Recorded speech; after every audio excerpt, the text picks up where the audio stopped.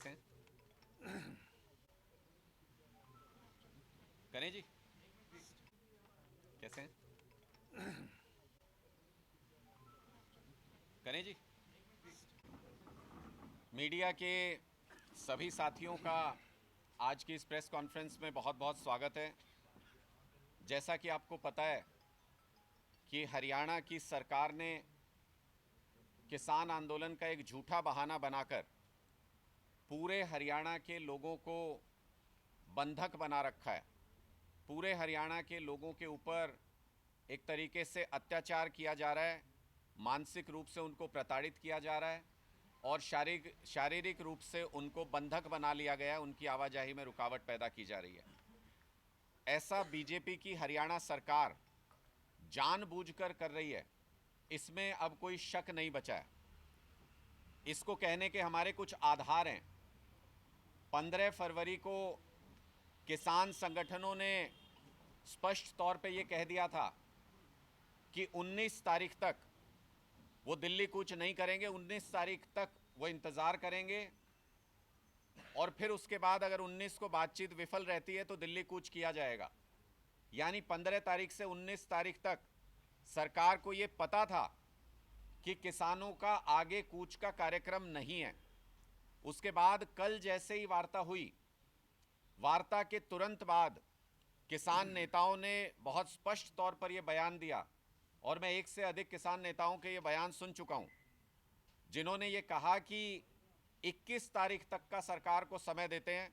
जो सरकार ने प्रपोजल्स दिया उनके ऊपर हम भी विचार करेंगे और जो हमने बात कही है उसके ऊपर सरकार भी विचार करेगी और फिर 21 तारीख को शांतिपूर्ण तरीके से दिल्ली कूच किया जाएगा।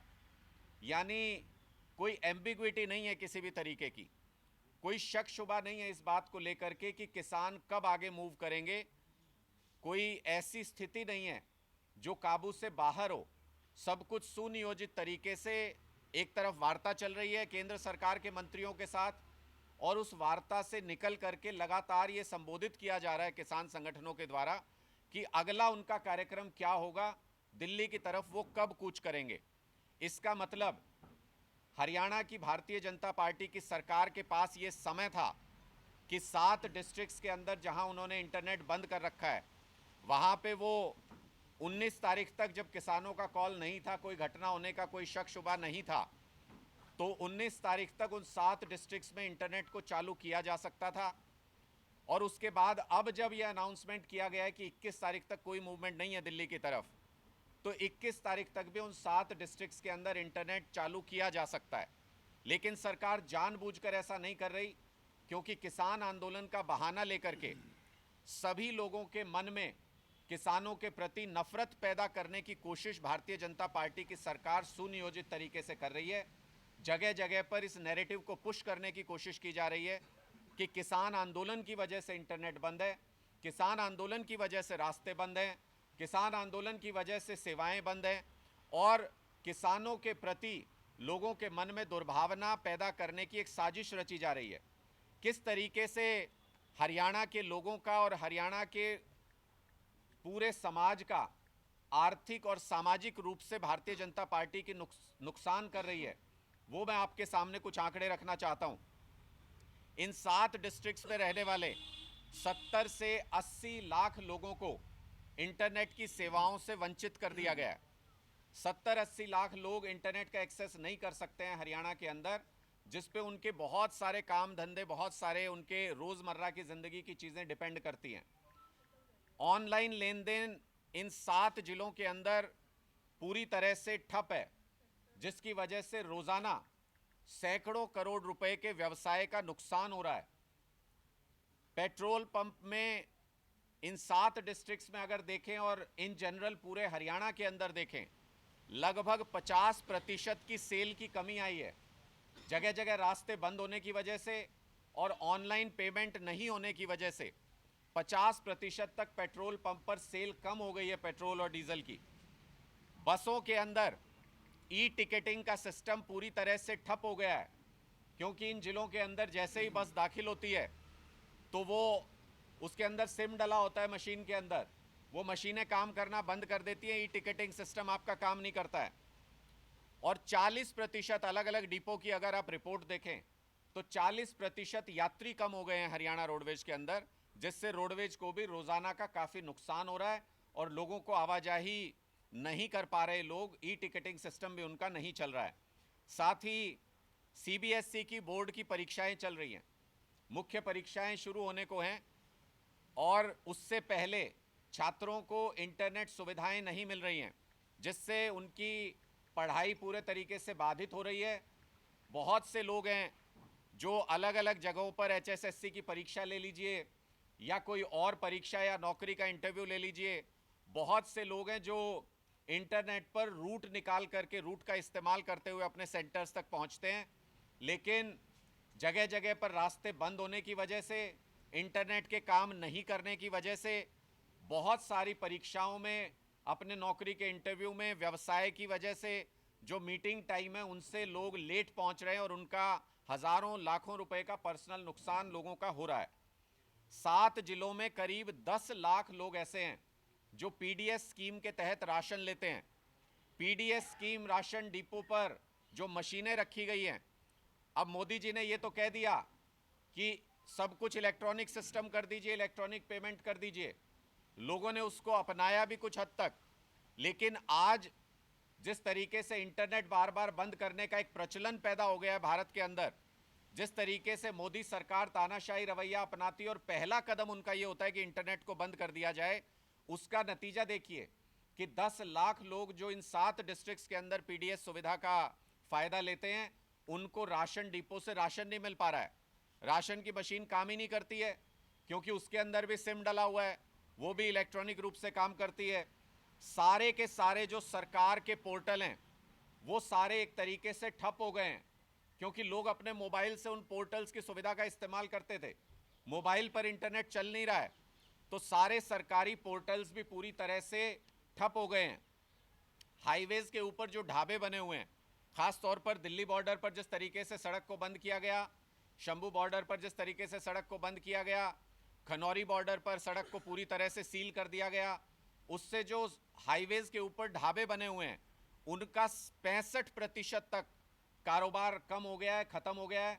और अगर यही स्थिति अगले 2-4-5 दिन और चलती रही तो छंटनी शुरू हो जाएगी ढाबों के ऊपर, लोगों को नौकरियों से निकाला जाना शुरू हो जाएगा क्योंकि ये आर्थिक बोझ कोई भी ढाबे का संचालक इसको झेल नहीं पा रहा है। हमारी कई लोगों से बात भी हुई थी, उनका कहना था बहुत ज़बरदस्त नुकसान उनको, 65% तक उनके यहाँ आवाजाही खत्म हो गई है।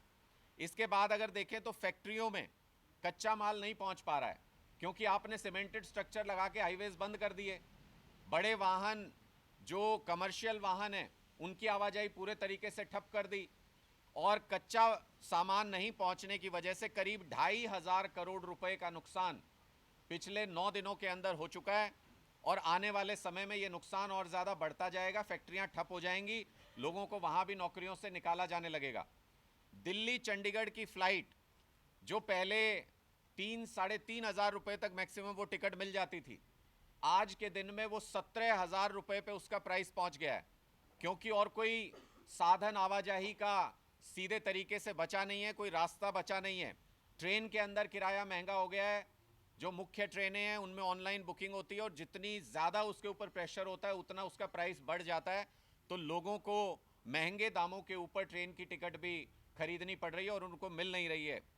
दूसरी तरफ अगर आप देखें, एक दूसरा पॉइंट अगर मैं यहाँ पर लूँ तो ये नैरेटिव भी साथ साथ भारतीय जनता पार्टी फैलाने की कोशिश कर रही है कि ये जो आंदोलन है ये पंजाब के किसानों का है, ये पंजाब के किसान एमएसपी गारंटी कानून मांग रहे हैं, सभी फसलों के लिए एमएसपी की गारंटी मांग रहे हैं। कहीं ना कहीं ये बात लोगों को बताने की कोशिश की जा रही है कि ये हरियाणा से जुड़ा हुआ आंदोलन नहीं है। खट्टर साहब, गलतफहमी निकाल दीजिए। हरियाणा का एक एक किसान इस किसान आंदोलन के साथ मजबूती से खड़ा है और हमारे पास और आपके पास भी सूचनाएं पहुंच रही होंगी। जगह जगह पर अलग अलग खापों ने न सिर्फ मीटिंग करके अपना निर्णय लेना शुरू कर दिया है, बल्कि किसान संगठनों ने भी अपनी कई सारी बैठकें की हैं और अब गांव-गांव के अंदर ये चर्चा शुरू हो गई है कि किसान के ऊपर अगर इस तरीके से भारतीय जनता पार्टी की सरकार तानाशाही करेगी तो उसका जवाब देने के लिए हरियाणा के किसान भी सड़कों पर उतरने में देर नहीं लगाएंगे। मैं आपको ये सुझाव देना चाहता हूं कि किसान जब शांतिपूर्ण तरीके से केंद्र सरकार के साथ बातचीत कर रहे हैं, बहुत स्पष्ट तरीके से अपनी टाइमलाइन आपके सामने रख रहे हैं कि कब तक वो दिल्ली कूच का अगला कार्यक्रम करेंगे, और उससे पहले भी आपके पास चैनल्स खुले हुए हैं उनसे बातचीत करने के, तो मुझे लगता है कि जो आपने नाजायज़ तरीके से 70-80 लाख लोगों को हरियाणा के इंटरनेट से विहीन कर रखा है, इंटरनेट उनसे छीन लिया है, जो नाजायज़ तरीके से आपने हरियाणा की 2.25 करोड़ पॉपुलेशन को बंधक बना लिया है, जगह जगह पर सारे स्टेट और नेशनल हाईवेज को बंद कर दिया है, ये अपनी कुत्सित मानसिकता और जो तानाशाही मानसिकता है उससे आपको बाहर आना पड़ेगा और अपने इन फैसलों पर पुनर्विचार करके हरियाणा के किसानों का भला भी कीजिए। हरियाणा के किसानों की भी मांग है एमएसपी को लेके, कहीं ऐसा ना हो कि इस पूरे नैरेटिव के चलते हरियाणा के किसानों को एक साइड छोड़ दिया जाए और सिर्फ पंजाब के किसानों के ऊपर भारतीय जनता पार्टी की केंद्र सरकार उनके साथ वार्ता करे। इस तरीके का नुकसान हरियाणा के किसानों का अगर करने की कोशिश कर रही है तो हरियाणा की भारतीय जनता पार्टी की सरकार कर रही है। इसलिए हमारा बीजेपी की हरियाणा सरकार से यह अनुरोध है कि तुरंत प्रभाव से इंटरनेट का बैन सभी 7 डिस्ट्रिक्ट्स के अंदर हटाया जाए। तुरंत प्रभाव से जहां से आवाजाही छोटे वाहनों की मुमकिन है वहां से छोटे वाहनों की आवाजाही को सुनिश्चित किया जाए, और जो ये हाईवे के ऊपर आप परमानेंट डेरा डाल के बैठ गए हैं इसको तुरंत प्रभाव से हटाया जाना चाहिए। किसानों की मांगों को, किसानों के आंदोलन को बातचीत के जरिए आप उनके समाधान तलाशने की कोशिश करेंगे तो हम भी आपका सहयोग करेंगे। अगर आप किसानों पर दमन करने की कोशिश करेंगे, अत्याचार करने की कोशिश करेंगे तो हम भी आपके खिलाफ सड़कों पर उतरने से गुरेज नहीं करेंगे। आपके कोई सवाल है तो आप पूछ सकते हैं। दादाजी, कल जिस तरीके से बैठक हुई है अभी भी उसमें हल नहीं निकल पाया। हालांकि किसान नेताओं ने कहा 21 तारीख को 11 बजे तक का समय दिया, उसके बाद दिल्ली कूच करेंगे। जिस तरीके से बातचीत हो रही है केंद्र सरकार के मंत्रियों और किसान नेताओं के बीच, आपको लगता है कि हल निकलेगा इसका? एमएसपी गारंटी मान रही है इस बात की। देखिए, हम बहुत पॉजिटिव हैं इस चीज़ को लेकर के। किसानों ने तो पूरा समय दिया केंद्र सरकार को। किसानों ने पिछले आंदोलन से लेकर अभी तक लगभग 2 साल का समय केंद्र सरकार को दिया कि वो इस मुद्दे के ऊपर अपने एक्सपर्ट्स के साथ विचार करके इसको कैसे इम्प्लीमेंट करना है, किसानों को कैसे ज़्यादा से ज़्यादा फसलों के ऊपर एमएसपी की गारंटी मिल सके, वो सुनिश्चित हो सके, C2+50% के फॉर्मूले के हिसाब से एमएसपी मिल सके, ये सुनिश्चित हो सके। इसके लिए केंद्र सरकार के पास पूरा समय था, लेकिन केंद्र सरकार ने जानबूझ करके, भारतीय जनता पार्टी की सरकार ने जानबूझ करके किसानों की इस मांग को टालते रहे। अब भी उनका रवैया ऐसा ही नजर आता है कि वो इसका समाधान निकालने की बजाय सिर्फ समय खरीद रहे हैं, सिर्फ टाइम बाय कर रहे हैं कि किसी तरीके से चुनाव आचार संहिता लग जाए और फिर वो हाथ खड़े कर दें कि अब हमारे बस की बात नहीं है, हम कुछ नहीं कर सकते हैं। इसलिए, लेकिन इस सब के बावजूद भी जिस तरीके से घंटों तक बैठक हो रही है, किसान नेता अपनी बातों को बहुत स्पष्ट तरीके से रख रहे हैं सरकार के सामने और सरकार उन पर विचार करने का आश्वासन दे रही है, तो हम भी आशान्वित हैं कि बातचीत के जरिए सरकार कोई पुख्ता समाधान निकाल करके कोई गारंटी किसानों को दे करके एमएसपी की इस पूरे मुद्दे का समाधान करे। इसको लेकर के हम पॉजिटिव हैं, आशान्वित हैं। रागी, जो अभी पंजाब में इंटरनेट बंद किया सेंटर में, उसमें आपकी तरफ से क्या हवाला दिया गया? क्योंकि आपकी वहाँ सरकार है, उस तरफ जो बैरिकेडिंग दिल्ली बॉर्डर पे है, वहाँ जो कानून व्यवस्था, वहाँ आपने आप पार्टी की सरकार की तरफ से केंद्र को क्या कोई बातचीत हुई है, कुछ कहा है? देखिए, आम आदमी पार्टी का बहुत स्पष्ट मत है कि किसानों की ये सभी मांगे, जिनके लिए उन्होंने पहले भी 1 साल से ज़्यादा दिल्ली के एक कोने पर बैठ करके, दिल्ली के हाईवेज़ पर बैठ करके उन्होंने धरना किया, वो मांगे पूरी तरह से जायज़ हैं और हम इन सभी मांगों का, किसानों की मांगों का समर्थन करते हैं। हमारी पावर में, हमारी शक्ति में जहाँ तक इन किसानों को कोई सुविधा देने का प्रश्न है या इनके ऊपर अत्याचार को किसी तरीके से कम कर सकते हैं, हम अपनी पावर्स में वो हर चीज़ करने की कोशिश कर रहे हैं जिससे अन्नदाता की सेवा की जा सके, उनको कोई मदद दी जा सके। वो सारी कोशिशें की जा रही हैं। केंद्र सरकार और हरियाणा सरकार कई बार पंजाब सरकार की पावर्स को भी एनक्रोच करने की कोशिश कर चुकी है। उसके बारे में भी चिट्ठी लिखी गई थी जब ड्रोन से दूसरी तरफ गोले गिराए जा रहे थे, आंसू गैस के गोले गिराए जा रहे थे। इंटरनेट बंद करना भी लगभग उसी तरीके से आज एक बेसिक ज़रूरत है इंटरनेट की, और अगर उसको, चाहे वो हरियाणा के 7 डिस्ट्रिक्ट्स हों, चाहे पंजाब के बॉर्डर डिस्ट्रिक्ट्स हों, अगर उनको ज़बरदस्ती करके केंद्र सरकार एनफोर्स करने की कोशिश करती है तो निश्चित तौर पे स्थानीय लोगों का बहुत बड़े पैमाने पर उससे नुकसान होता है, व्यवसाय का नुकसान होता है। हम इसकी खिलाफत करते हैं, जिस भी लोकतांत्रिक तरीके से इसकी खिलाफत की जा सकती है हम वो सब करते हैं। नहीं, उसमें हवाला क्या दिया गया है केंद्र की तरफ से और तकनीकी पहलू क्या है? मुझे लगता है कि पंजाब सरकार को क्या हवाला देकर के ये लगाया गया है, बैन लगाया गया है, इंटरनेट बंद किया गया है, मुझे लगता है उस पर पंजाब सरकार के प्रतिनिधि आपको अच्छे से ब्रीफ कर पाएंगे। लेकिन पार्टी के तौर पर मैं इतना स्पष्ट कर सकता हूं कि आम आदमी पार्टी किसी भी तरीके के इंटरनेट को बंद करने में, किसी भी तरीके से हाईवेज को ब्लॉक करने के पक्ष में नहीं है। हम इसका समर्थन नहीं करते। चंडीगढ़ के 3 पार्षद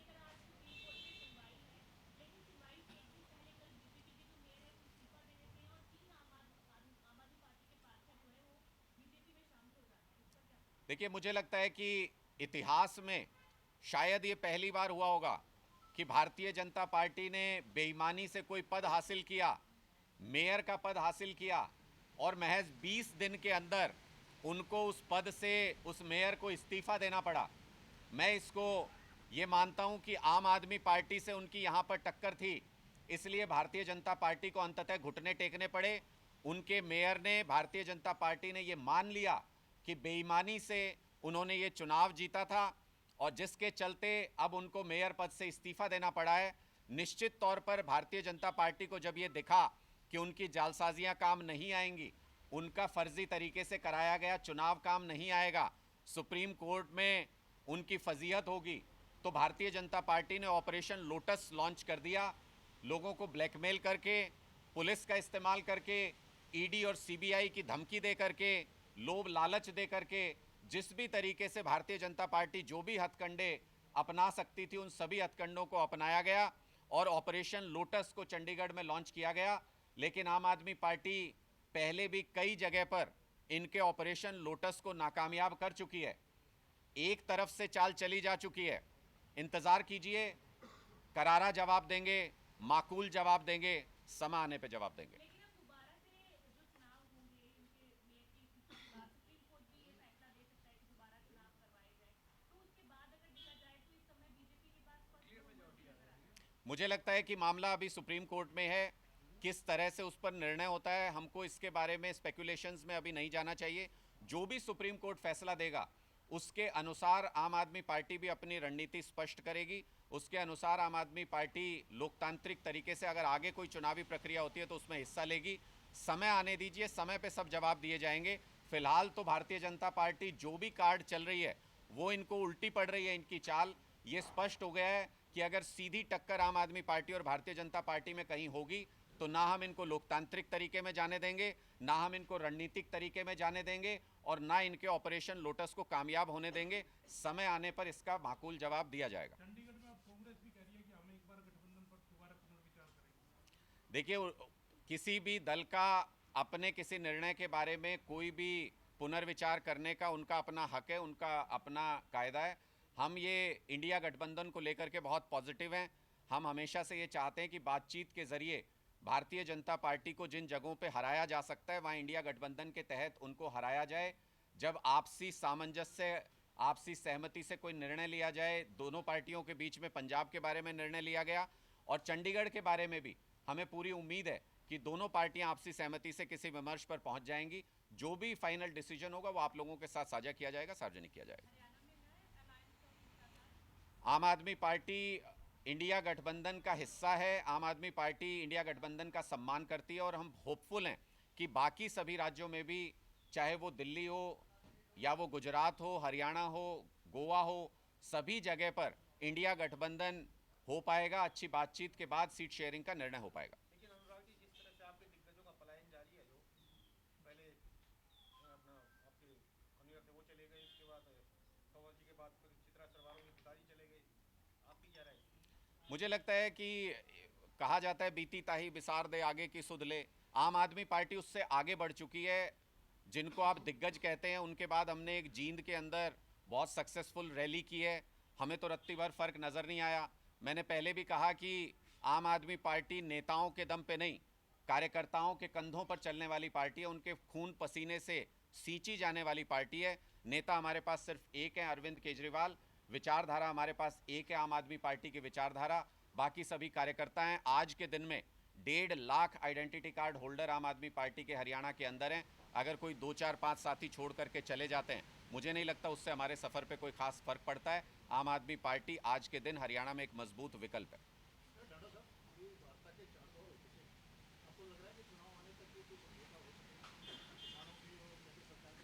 भारतीय जनता पार्टी की नीयत पर संदेह किया जाए, इसके लिए भारतीय जनता पार्टी हर कारण देती है। मैं आपकी बात से सहमत हूं कि इस पर भी शंका बहुत से लोगों को है कि क्या भारतीय जनता पार्टी वाकई किसानों के साथ किसी भी तरीके की वार्ता के किसी नतीजे पर पहुंचना चाहती है।